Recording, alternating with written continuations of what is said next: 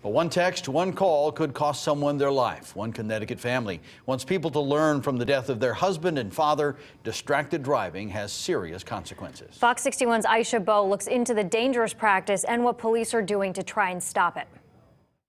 Tell me about your husband. What was he like? How'd you guys meet? From how it all began. The family used to laugh because we rented house and never been back since. To those quirky moments. Quite a few Halloweens ago, he was pushing our son on Halloween. For Kelly Flynn and her family, it's what's simple that now means so much. Me and him sat down and we just ate them while telling stories. The memories of Henry Flynn live on. It's what the family still holds tight. He was there, he was reliable, and we lost that, and distracted driving did that to us. You've chosen to share your story. Why do you think it's so important? Because that was the kind of husband I had. October 23rd, 2017 started like any other day. We both had gone to work, and I was coming home. Kelly got the call.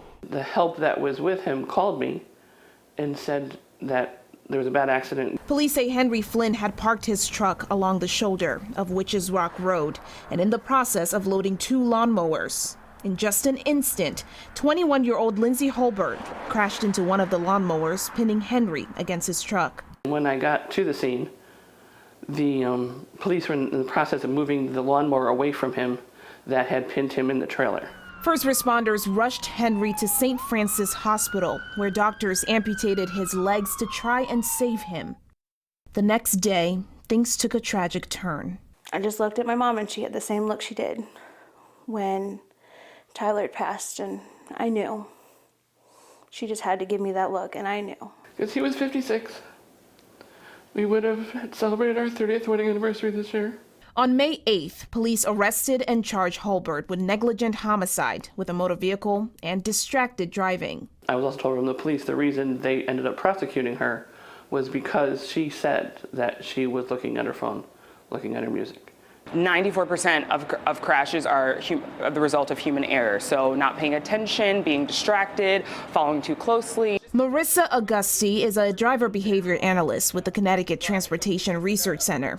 While distracted driving crashes appear to be declining since the center began recording them in 2015, she says that doesn't mean distracted driving itself is going down, because unlike drunk driving, it's difficult to track. Some of it is mostly self-reported. You are relying on, a crash happens, the officer comes upon the scene, and the person's like, I had my cell phone in my hand. A 2018 AAA survey revealed 95% of the participants viewed using their cell phones while behind the wheel as very or extremely dangerous. But more than 40% also admitted to reading a text or email while driving. What I found is that people usually will pick their phone up as soon as traffic starts to back up.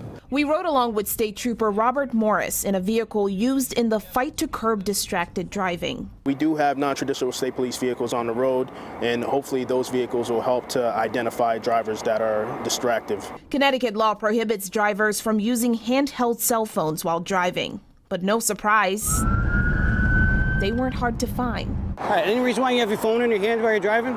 The drivers caught now face a $150 ticket. But Kelly Flynn says that is not enough. Following her husband's death, Immediately when I decided I wanted to try and change the laws.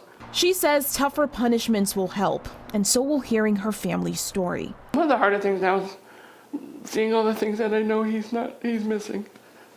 Like the new baby she's got coming and walking her down the aisle.